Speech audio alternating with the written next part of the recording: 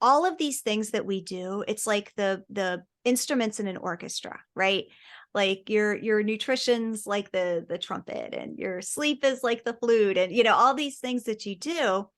But gratitude's like the conductor, right? Because gratitude it controls your brain, it controls the emotions, like all of this stuff.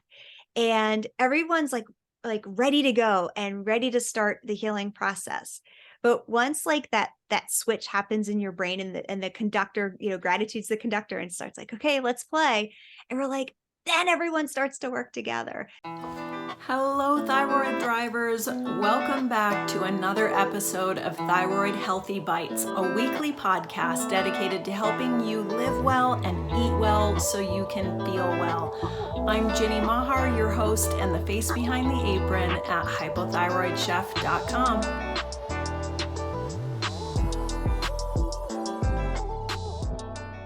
All right, Thanksgiving is this week, so giving thanks is on a lot of our minds. The term gratitude gets thrown around a lot, and it's kind of like drinking enough water. We know it's good for us, but that doesn't necessarily mean that we really get enough gratitude in our lives.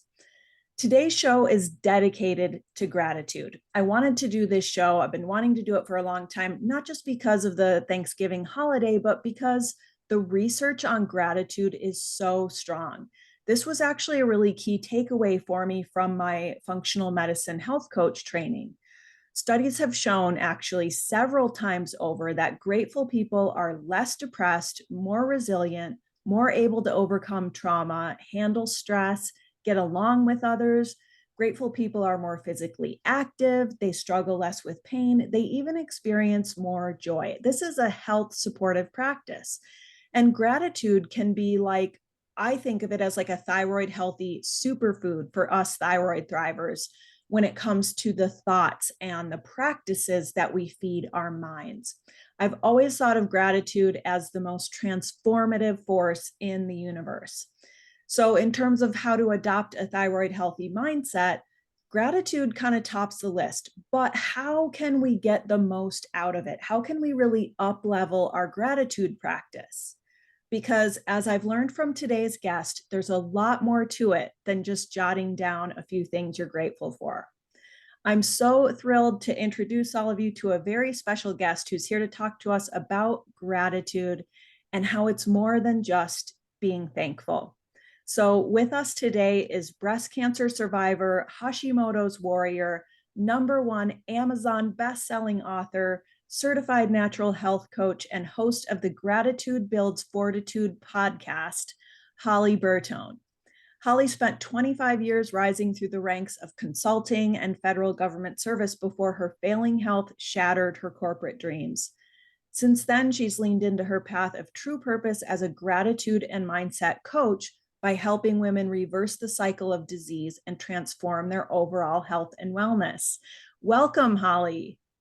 Thank you so much, Jenny, for having me on the show. I feel like we were just talking, like our circles have been parallel for so many years, and just kind of staying connected. And yeah, it's just such an honor to be on the show. Thank you.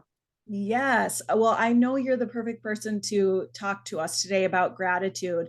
And, one of my favorite things about hosting Thyroid Healthy Bites and being in, the thyroid realm online is that I get to meet such amazing and interesting people. And your story is so interesting, Holly, because I just think you survived one of the scariest things that can happen to a person. And then you became this source of inspiration for so many others. And in getting to know you, I've also learned that not only do you have the world's cutest pug, Hannibal, Yes. but you have this really remarkable professional and personal background. You have this intense corporate background. You're a project management professional. You have a master's from Johns Hopkins, and you're married to a retired Green Beret, which, wow, So when I think about you and your husband, really, I think here's two people who understand what it means to have fortitude, like to soldier on and to overcome some of the scariest things life can throw at us with courage. So, can you maybe start by telling us about that? How have your life and your story transformed both who you are and what you do? Oh yeah, absolutely, Jenny. And thank you so much for your kind words. I just that just warms my heart. Thank you. I always like to begin my story before all the health challenges began, because I hit rock bottom 3 times when it came to my health. And I think it's actually funny, not funny. I was the quintessential overachiever before I got sick, as probably a lot of us are, right? And I always kind of joke, not joke, that I was like, I was such an overachiever. My health had to hit rock bottom 3 times. But yeah, I was the chief of staff for a national security office for one of those 3-letter federal government agencies that they make TV shows about. And Oh, wow. Okay. yeah, and you can kind of guess which one. I have a pug named Hannibal, as you said. So, but and then I was I like to race Xterra off-road triathlons. I was a mountain bike racer, rock climb. I took Muay Thai, boxing. I traveled everywhere. I was like doing all of the things. And on my 39th birthday, I got the phone call, and it was a doctor that I had never been to in the practice that had called me. And he says, so I'm calling to let you know that the test results came back, and you have breast cancer, but don't worry, it's the good kind. You're going to need to call a surgeon. Do you have any questions? And I was actually commuting home. It was on my 39th birthday. And I'm like, all the tests have been done. I knew deep, deep, deep down in that place that no one wants to just acknowledge that's there. When I found the lump, I knew it was breast cancer. Mm. But when you hear those words, when the doctor actually kind of speaks it into existence, it's like everything just stopped. And so processing that, and then the good kind, I mean, and I know you know, and I know all your listeners know that some doctors really don't have tact. And the Um, thyroid cancer survivors listening and have heard those same words. Oh, this is the good kind of cancer. It's so right. treatable. The statistics are so good. Look, no kind of cancer is the good cancer. None, none, It's just none. not something anyone should say, you know? It's Right, kind of, right. And I mean, it was for anyone that cares, it was ERPR positive, HER2 negative, which it was a very slow and lazy tumor. I still wouldn't consider that the good kind. So anyway, so that was my 39th birthday. And I ended up going through treatment. I went through uh, surgery first, and then chemo, and then radiation. So it was, just the traditional cancer treatment. But I was using humor as my coping mechanism. And I joked so much about breast cancer being my gift on my, like, it was my birthday gift, right? Like, breast cancer was my gift. Like, girls should, get flowers or earrings. My gift was breast cancer. And I joked about it so much that at one point I was like, huh, breast cancer was my gift. And I had no idea what that meant. This was back mm, in 2010. No idea what that meant. So let's put a pin in that. So after treatment ended, I just kept getting sicker and sicker and sicker. And like all the tests came back normal, of course, because, that's what they do. And then the doctors were just, they listened, but they were very dismissive at the same time, right? Like they kind of heard me, but they're like, they said after everything that I went through, with chemo and everything, that it's going to take a while for my body to recover. And I was like, okay, I'm 39 years old. Last year I was out like racing my mountain bike. I can't get out of bed. Something's wrong with me. All the girls in support group, they're out running those 5K pink ribbon races. I can't get out of bed. Something is wrong. So I say fortunately, just because a lot of times those diagnoses take years, but it took a year to finally be diagnosed with Hashimoto's thyroiditis. And I remember going into the endocrinologist office, and he was just almost as good as the doctor that called me on my birthday to let me know my breast cancer diagnosis. And he's like, you have Hashimoto's thyroiditis. Here's your Synthroid. Come back in 3 months, and sent mm. me on my way. So I was like, okay. Um, I don't know what this is. And I've got my medicine. So I guess that means I'm going to take my medicine. I'm going to be better. And all's like, I'm just going to be healed and I'm going to be better. And yeah, that's not how it works. So yeah, number one, Synthroid did not work for me. Number two, no mention about any kind of diet or nutrition or lifestyle or, anything like that. I ended up going through 3 endocrinologists before. Yeah, Mm. they got fired often. So yeah, so it was like a 1-2 kind of gut punch, right, to my health. Yeah. But then the medicine wasn't working. I kept getting sicker, and the chronic fatigue was just, I mean, debilitating. I mean, I had the migraines and the IBS and the aches and the pains and the hair falling out and all of the things and the brain fog, and when it was 2017 and the fatigue got so bad, I was falling asleep at work. Like, it was really bad. And I had a new management team that came in, and they ended up illegally rescinding all of my approved medical leave. And overnight, I was pretty much out of a job. So our income was cut in half. Overnight, I went from this just awesome job, 6 figures, living this amazing life, to, figuring out, number one, my health was at rock bottom, like just sleeping all day long, how to get healthy. And then number two, like, how are we going to, figure this out? We live in the DC metro area. It's a high cost of living. So that was rock bottom, number one, number two, and number three, because again, sober achiever, couldn't hit rock bottom just once. So, but that third rock bottom, like, that was the wake up call, and I know this, like, all of these symptoms, right? It's your body telling you something, right? Like, Yeah. that something is wrong. Yes. And, cancer wasn't enough. Hashimoto's wasn't enough. The fatigue wasn't enough. It's like my body was screaming at me and forced me to shut down because I didn't listen, because I didn't stop. That reminds me of one of my favorite quotes: the body speaks to us. Mm-hmm. We listen to its whispers. We don't have to endure its screams. Yeah. Yeah. Yeah. And I mean, gosh, thank you for sharing that story. And, my heart goes out to you. It's so relatable. I know for me and so many of the listeners, I mean, your whole life gets compromised by this thing that the doctors just present as, it's no big deal. Whoa, you've survived cancer. Not, Hashimoto's is no big deal. Just take your synthetic thyroid medication and your TSH is normal. So everything else is, you're fine, or it's all in your head or whatever.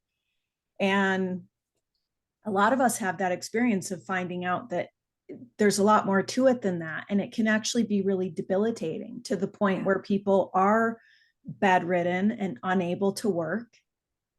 And if diet and lifestyle does come up, I mean, I was told for years, it doesn't make a difference, which I'm living proof is completely not true. Right. It wasn't until I started incorporating diet and lifestyle that I started getting my health back. So yeah, can you tell us a little bit about, like, okay, so you hit your rock bottom. How did you bounce back? So it was about that point that, I don't know. I don't know what it was. I don't really think it was a moment. I think it was just over time, I decided to take personal responsibility. My health was pretty much a train wreck at that point. And I'm like, okay, what can I do? Like, this is not acceptable. And I don't want to live the rest of my life this way. And even if I'm never quote unquote healed, I know that, like, there's got to be something better out there, right? Like, I was just hoping for an improvement. And so I started doing a lot of research and realizing, oh, gluten-free is a thing. Oh, dairy-free is a thing. Oh, minimizing sugar is a thing. Oh, eating more fruits and vegetables is a thing. Oh, minimizing toxins is a thing. Oh, getting better sleep's a thing, right? Like, oh, there's a lot out there that can move the needle. And that we have And control over. yes, Yeah. Yes. And, so little by little, it did start to move the needle. And what I found though was that the biggest game changer was the emotional component. And when the first time I went to I did some energy healing, the first time I went to my chiropractor, both of them, the very first things out of their mouth was, how's that anger thing working for you? And I'm like, what? We just met. How do you know? Huh. So, it's just funny. Like they say what the body keeps score, right? Like, dealing with that emotional component was so big. And that was, I like to say, and we can get in, obviously we're here for gratitude. I like to say that, like, all of these things that we do, it's like the instruments in an orchestra, right? Like your nutrition's like the trumpet, and your sleep is like the flute, and all these things that you do. But gratitude's like the conductor, right? Because gratitude kind of, it controls your brain, it controls the emotions, like all of this stuff. And everyone's like ready to go and ready to start the healing process. But once like that switch happens in your brain, and the conductor, gratitude's the conductor, and starts like, okay, let's play. And we're like, then everyone starts to work together. So I know I'm jumping a little ahead of myself, but I just was like, that's how kind of it all comes together. I love that metaphor. That's beautiful. I've never heard that. And all the different pieces as, like a symphony. Right, right. And then this conductor. Okay, so what was the moment for you that, because you've done a lot of different things sort of in the like health and wellness sphere. What was there a moment for you that made you decide to really zero in on gratitude in your coaching and on your podcast? Yeah, absolutely. So it actually started with the word fortitude.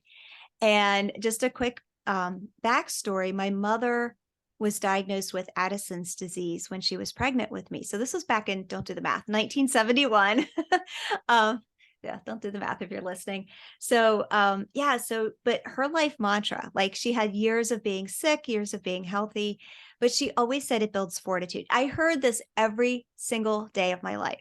Wow. And she kept saying it builds fortitude, it builds fortitude. So when I'm going through my own health struggles, I'm like, oh, it's the struggles in life that build fortitude. Like, oh, I'm building fortitude, I'm staying strong, right? But it wasn't until she passed away in 2019.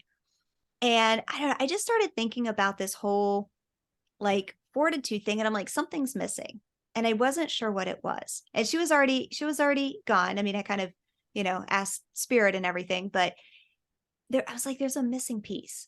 And it hit me that the it that she was talking about was gratitude, and how she lived her entire life with gratitude and love, and just led with that, not knowing, on any given day if it was going to be her last. And I started to kind of put the pieces together and think about everything that she taught me. And then I really started digging into the research of gratitude, and ended up going down this like whole rabbit hole of the science and the psychoneuroimmunology and the neuroplasticity and all the things, and realizing what an absolute game changer that gratitude is, Mm. and putting it together, that gratitude is what builds fortitude. Gratitude is what builds that mental strength, but it's not just that. It's like I said, it's the conductor to everything in our lives. And so I started sharing with my I'd already been growing my Pink Fortitude community, and I started sharing with them. And I'm getting like deer in the headlights, right? Like, what do you mean gratitude? And so I started digging and asking some questions, because I'm all excited. I'm like, woohoo, gratitude, right? And I started doing a survey, and 75%, 75%, three quarters of the majority of women in my community said that gratitude either doesn't work for them, or that they don't feel worthy of gratitude. Hmm. That, and that kind of had me pause, because I'm like, okay, first of all, breaks my heart. Second of all, completely unacceptable. Gratitude is free. There's what, almost 8 billion people on the planet. We should all be able to practice gratitude. So why is it that so many, I mean, a overwhelming majority, so many of us either think that they're not worthy or that it's not for them or that they just can't get it to work. And then that caused me to really start putting the puzzle pieces together.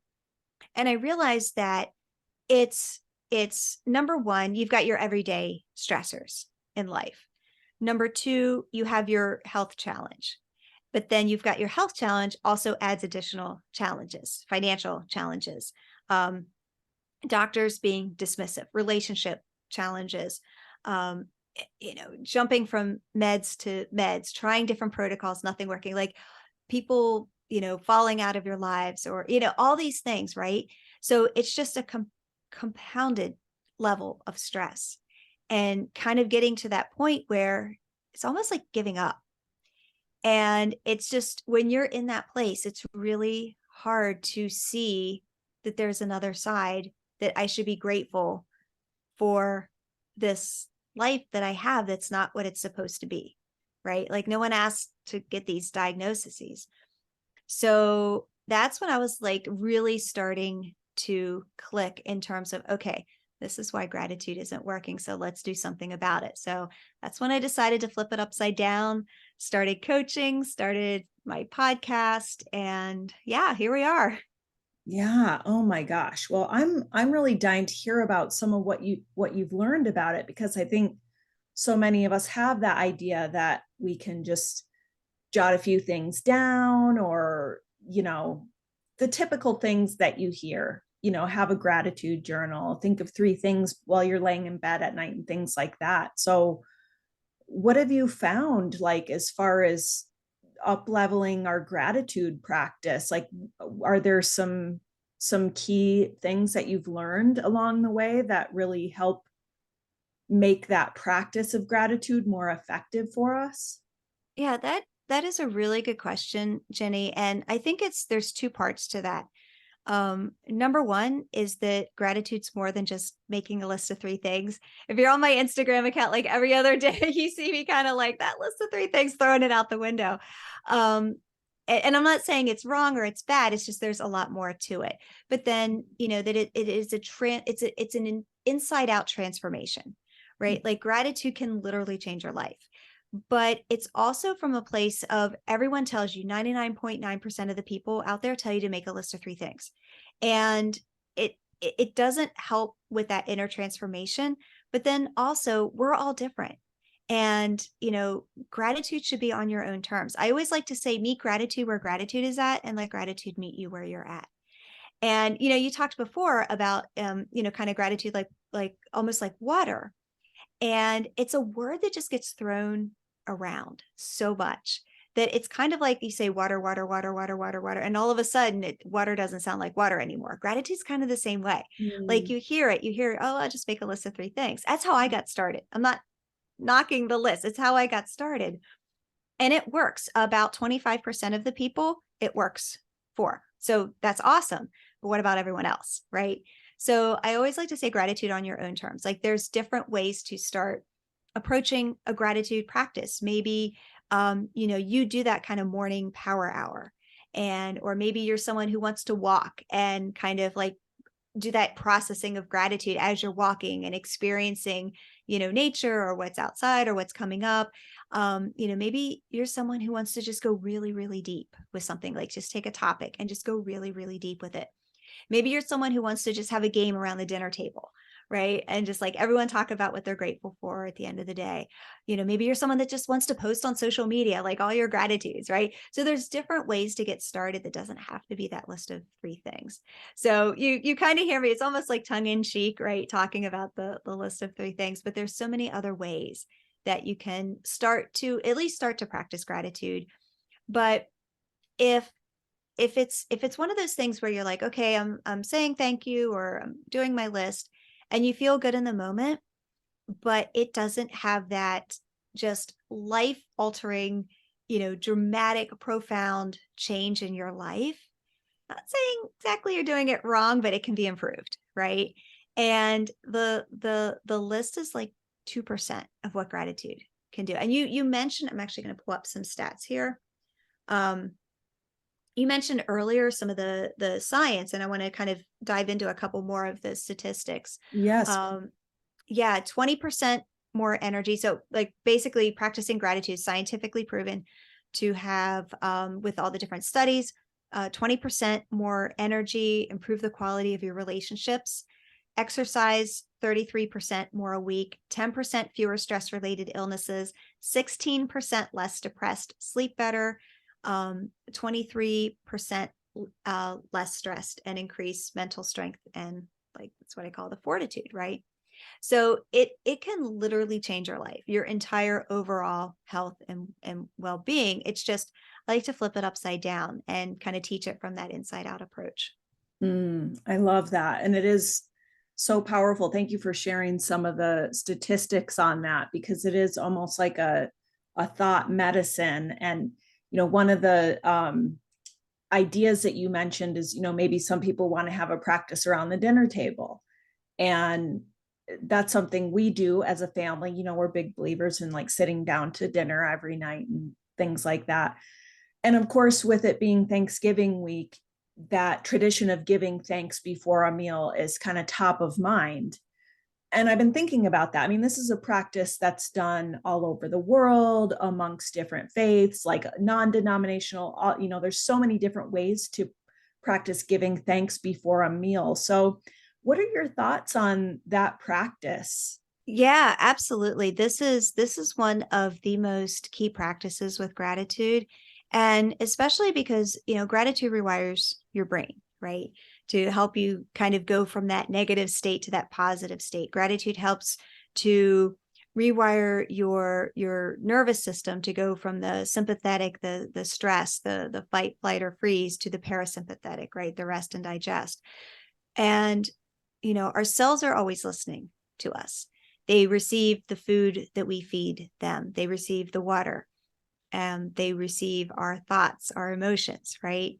And when you are thankful, and again, regardless of your religion, faith, or spiritual practice, when you are thankful, when you take that pause and you say thank you for the food that is about to nourish your body, you're sending that gratitude to that food that will go right to your cells, right? So it's almost like a double whammy, right? You're getting the good thoughts and you're getting the good nutrition.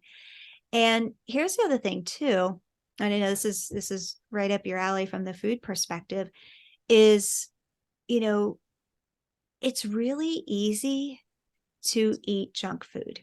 It's easy just to open a bag and eat whatever's inside. It's Yeah. easy to be unhealthy with our food choices. And when we take that pause and are more mindful and grateful for the food that we eat, right? It's almost like that little check, like, really? Is that the best choice? Maybe you want something healthier. And it's also a time to just kind of pause and to say, you know what, maybe there is a healthier option. And instead of just mindlessly going to whatever's quick and fast and easy, and maybe eating at the TV or eating at your desk at lunch, and having that time that is dedicated to nourishing your body with your food, with gratitude, right? It is so powerful.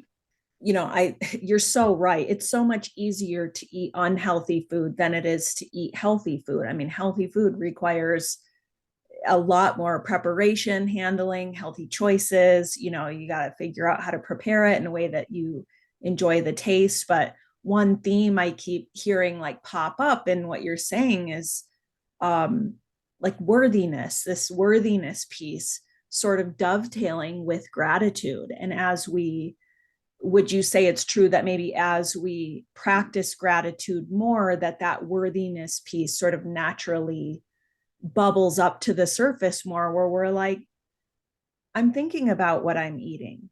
And we may be in a place of, I'm just grateful to have food to fill my belly. Maybe more questions are popping up of like, is this really the best for me to be eating, right? Like, is this really like how I can show myself gratitude, Yeah, absolutely. And, it's interesting. A lot of my clients come to me in a place that self-love is really foreign to them. Mm-hmm. And Yeah. I always kind of like to say gratitude's the gateway drug, right? And Ah, to really start opening that door, right? Because you can be grateful for little things that start growing into bigger things.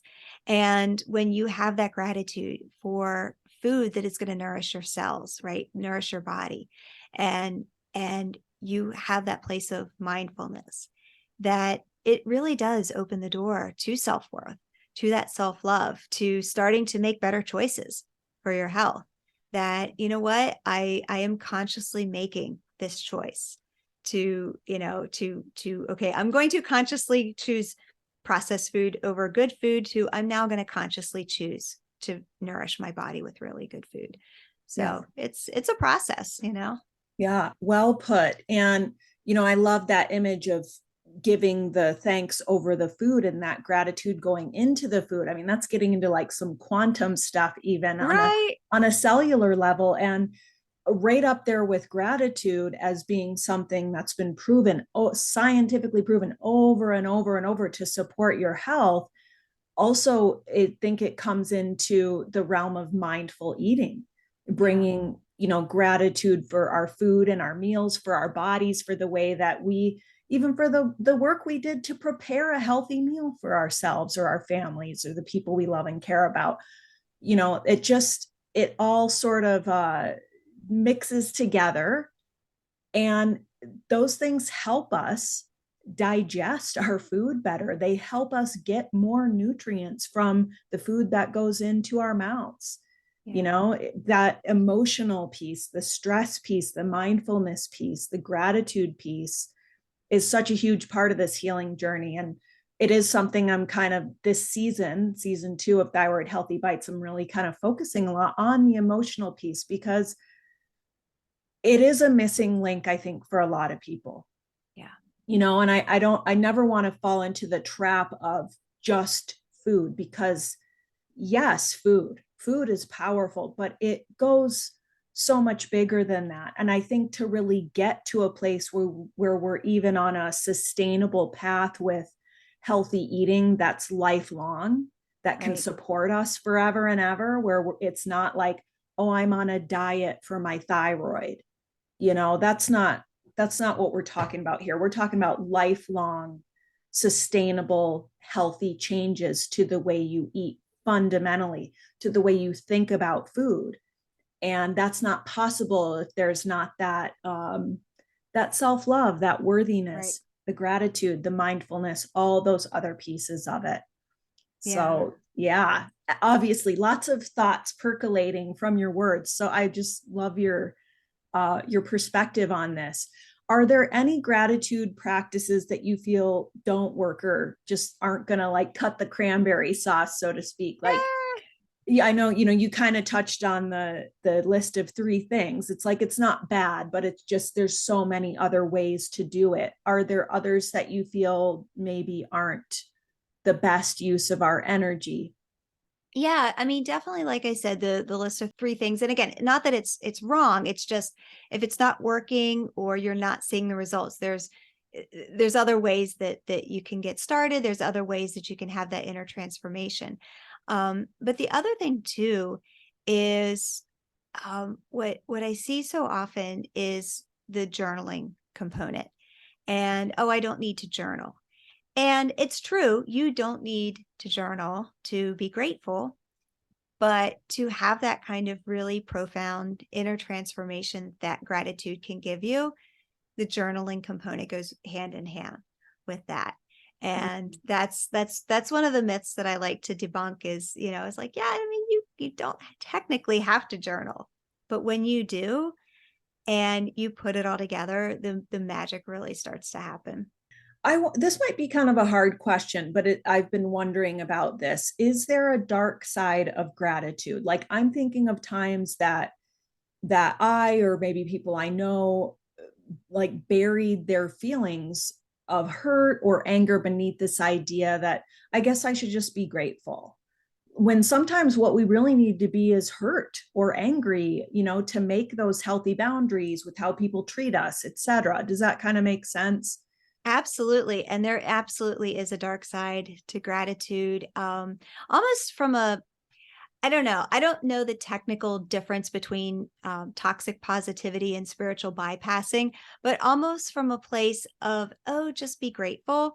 And I cringe every time I hear that. Yes, I'm a gratitude coach, and I cringe every time I hear someone say, oh, just be grateful, because it sounds so dismissive, right? Like, there's something going on, and, oh, well, there's other bad things going on, so you should just be grateful, right? No, be in the feels. It's I always like to say it's okay to not be okay, but it's not okay to not be okay and not do something about it, right? So be in the Mhm. feels first and then go do something about it. I actually have, if we have time, I've got a really kind of cute and funny story when my mother passed about this, about the dark side of gratitude. Do we have time? Oh, yes, please. Yeah. So We she love passed, stories. yeah, she passed in 2019. So we got 73 years with her, which was awesome. And so I was already knee deep in my gratitude practice. And I remember like really trying to process that grief. And it was almost like it was an angel and a defiant toddler on my shoulder, right? Like the angel was like, you should be grateful because you're like into this gratitude thing. And the defiant toddler was on the other side. He's like, I don't want to be grateful, right? Like they cross their arms and like stomp up and down. And it was just like this like dueling banjo between the angel saying, just be grateful, and the toddler saying, I don't want to be grateful. And like having this battle going on. And I was like, you know what? I just want to be sad right now. I don't want to be grateful. I just want to be sad. I want to cry. I want to have like the, heaving, ugly tear, ugly cry, you know, grieving, missing my mom right now. And I let myself go there. I let myself go to that place where I could be in all of the feels. And in the middle of that, I thought about I have this little yellow mechanical pencil. I mean, you get them at like Target or Walmart or whatever. Like they're what, 99 cents, right? The little mechanical pencils.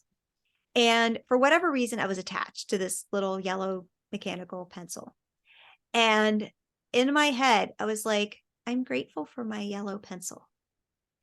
Okay, it is a stupid yellow pencil. Like, let's be real, folks. Okay. But it made me smile and it opened the door. Mm. So, I let myself be in the feels. I didn't cave into this, you need to be grateful. You should be grateful, right? Just be grateful. I let myself really be in the feels. And that was when, and that tiny little crack in the door of that silly yellow pencil opened the door back up to, you know, letting gratitude back into my life. Your mom sounds like a really amazing person. Yeah, she was. I'm sure she's going to be on your mind this Thanksgiving. I was wondering if you had any Thanksgiving tips or thoughts for us as we kind of move into this holiday that's really centered around gratitude. It is. And I was actually thinking of that. Um I was actually thinking of that today, just kind of in thinking about coming on this podcast and Thanksgiving and everything. And it's it's easy to be grateful when things are good. It's a lot harder to be grateful when things aren't. And there's so many people that are going to be celebrating Thanksgiving where gratitude's going to come very easy for them because things are very good. There's going to be people who are celebrating Thanksgiving this year where gratitude's going to be a lot harder. That, maybe it's financial problems, or there's one person less at the table, or, things just are different this year. And to, again, not to force it, but to look at it from a place of, how has gratitude changed in my life, right? How has gratitude changed? And even not from a place of, what we call traditional gratitude is looking at things that have happened, right? So I'm grateful for something that has happened, but looking at gratitude from a place of being present, right? What am I grateful for this second, this moment? And what am I grateful for in the future, right? The future gratitudes, that we can be grateful for things that haven't happened yet. And, if you are in that place where Thanksgiving looks a little different this year, or you're not feeling grateful, to just be present, to be in that moment, to feel what you feel, and then to think about your future gratitudes and what that looks like. So how's gratitude going to be a part of your Thanksgiving this year? So I am spending Thanksgiving with Daddy Bob this year and missing Mama Fortitude. We used to have a 30 people at our house and a whole house full of food. And so Thanksgiving is going to be a little smaller and a little more intimate, and just being thankful that, he's still with us and he's still around, and being able to have that special time with him. Well, I am going to be thinking of you this Thanksgiving, and I'm so grateful to you for being here with us today and just opening and expanding our minds around this topic. I think it's so powerful, and I know it's been a huge part of my own healing journey. So I'm so grateful to you for coming on today and sharing your wisdom and your insight with us. Oh, thank you for having me, Jenny. So where can people find you online, Holly? Absolutely. Probably the best place is the Gratitude Builds Fortitude podcast. So while you're listening to this one, you can head on over and listen to that one. And then I actually made a special place of resource for your listeners. It's pinkfortitude.com/Jenny in all lowercase. And I've got personalized resources for your listeners, a link to the podcast, and I've got a personalized quiz that they can take as well to find out what their unique gratitude style is, and with resources to help them get started. And then on Instagram at holly.bertone. Awesome. Oh my gosh, I'm excited for that. And I will definitely add that special page to the show notes so all of you listeners and viewers can check that out. And to our audience, thank you so much for joining us for another episode of Thyroid-healthy Bites. If you've enjoyed the show, please don't forget to like, subscribe, leave a comment or a review. Thank you again so much for being here, Holly. I wish you a happy Thanksgiving, and all of the listeners as well. For anyone out there, you can find more thyroid-friendly diet and lifestyle inspiration, as well as the show archives for Thyroid-healthy Bites at hypothyroidchef.com. I'm Ginny Mahar, wishing you the best of health and a happy Thanksgiving. See you next time.